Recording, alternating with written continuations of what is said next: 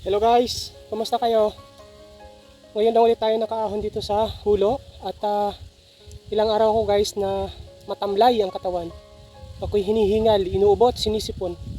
I had a dry cough, tapos sipon, no? So ngayon medyo nakaka-recover na at salamat at uminit na din, no? Ilang araw, halos linggo ata na nag-uulan. So ngayon ay uminit at maganda yung panahon, no? So ngayon, ang ginagawa ko ay nagbabawas ako ng suhi or suckers dun sa aking mga itinanim ng mga lakatan dito. Meron na kasi ako mga malalaking puno ng lakatan na din dito at marami na din siyang mga suhi, no? So ngayon, tinitrim ko at yun nga kasi marami pa akong space na mga pagtatamnan din dito. So magtatanim tayo guys, no? So ngayon, ipakita ko sa inyo yung mga kinuha ko at yung mga pagtatamnan pa natin, no? Let's go.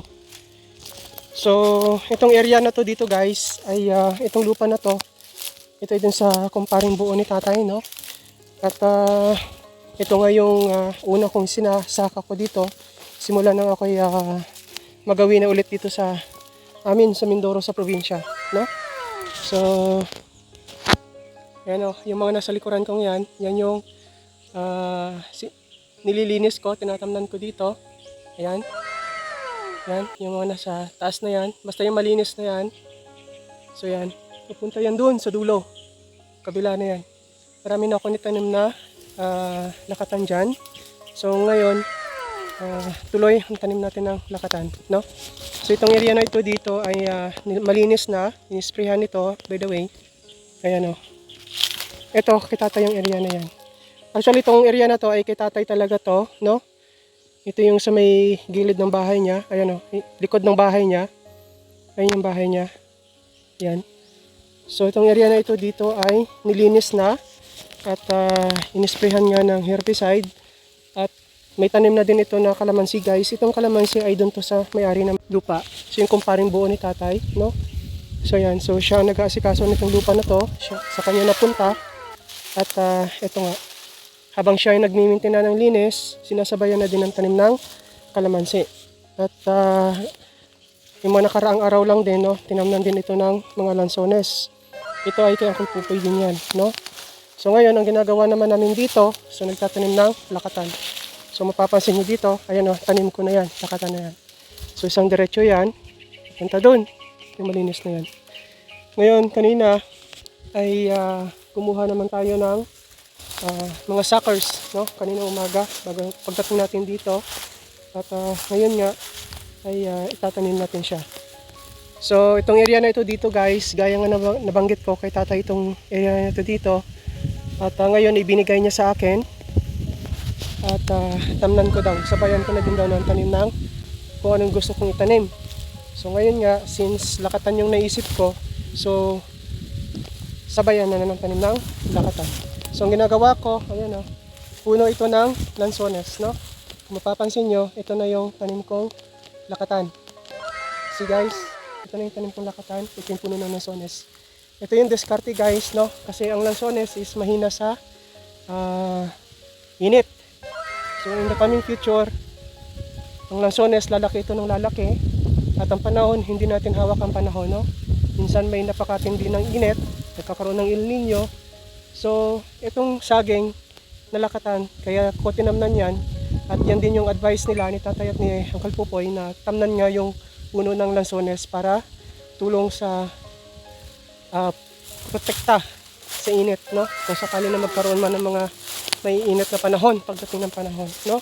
So, ayun yung purpose para makoveran or maprotektahan yung tanim na lansones sa direct sunlight at humid sa tindi ng init ng panahon.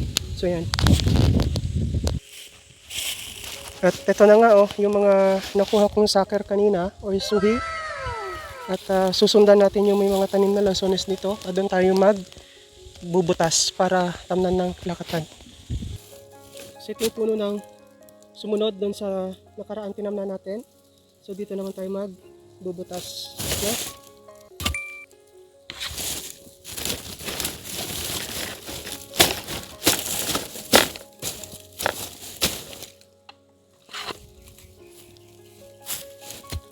So ang distansya guys mula dun sa puno ng lansones at dito sa nakatanim tatanim natin mga 1 foot, no? 1 foot to 1.5 feet. Yan, pwede na. Yung ganun distansya.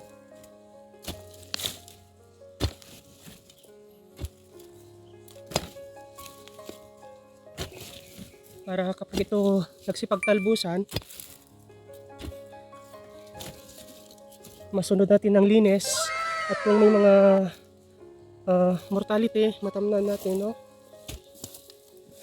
Mahulipan, tawag sa amin noon mahulipan, no? I mean, mapalitan ng bago kung may mga mortalities. Kasi hindi din maiwasan guys na magkaroon ng mortalities. Mortalities means yung mga namamatay, yung hindi nabubuhay. Kasi sa lakatan, hindi naman din na perfect, no? Na nabubuhay lahat. Kahit nga yan yung macro-propagated pa siya, no? Yung mga plastic, yung mga ipinupunla sa plastic, yung mga namamatay pa din. So, eto, sucker mismo or suhi mismo yung itinatanim natin, may mga namamatay pa rin. Kaya kapag ganon, kapag lumaon kung sino yung mabubuhay, okay, at kung may mamamatay, so yun yung papalitan natin, no? So yan.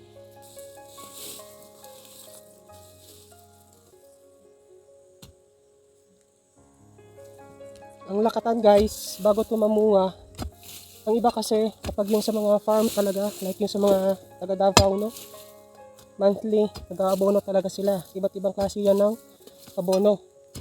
Kapag ganon na nasusunod yung nire-require na abono buwan-buwan, within 7 months, 8 months, namumunga na, no? Ang iba nga 6 months, may mga puso na.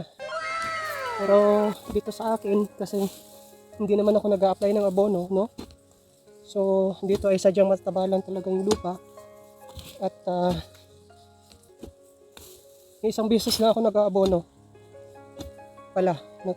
Isang beses ako nag-aabono pala, no? Kapag yung mga tumutubo na sila, may mga 4-5 dahon na, so ina-applyan ko yan ng abono,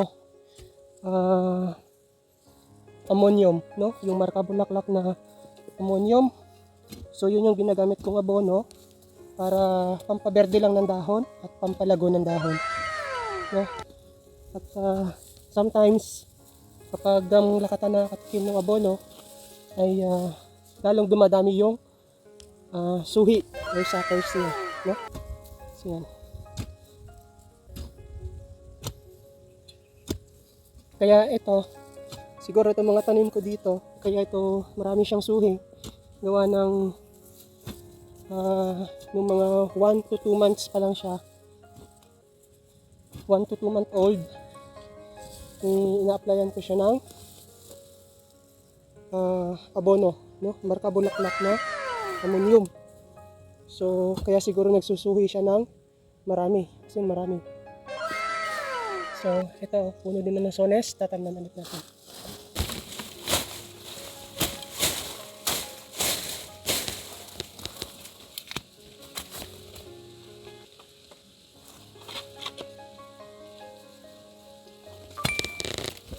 Konting tabas, konting linis ng puno, at saka natin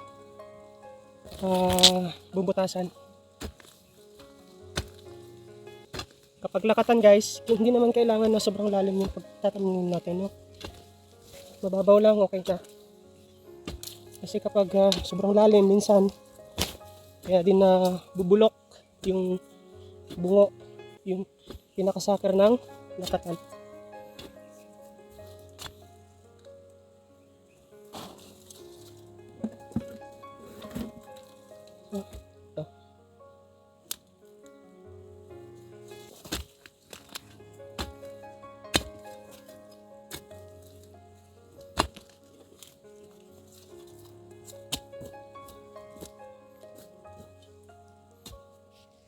So, ayan. So, ayan guys. At nakapagtanim tayo ng 10 puno, no? Not bad. 10 puno. Sabi ko nga kahit 5 puno lang kada araw, okay na. Pero ito, 10 puno na nang itanim natin. So, not bad. At thank you for watching. Yun lang guys. See you on our future vlogs. Bye!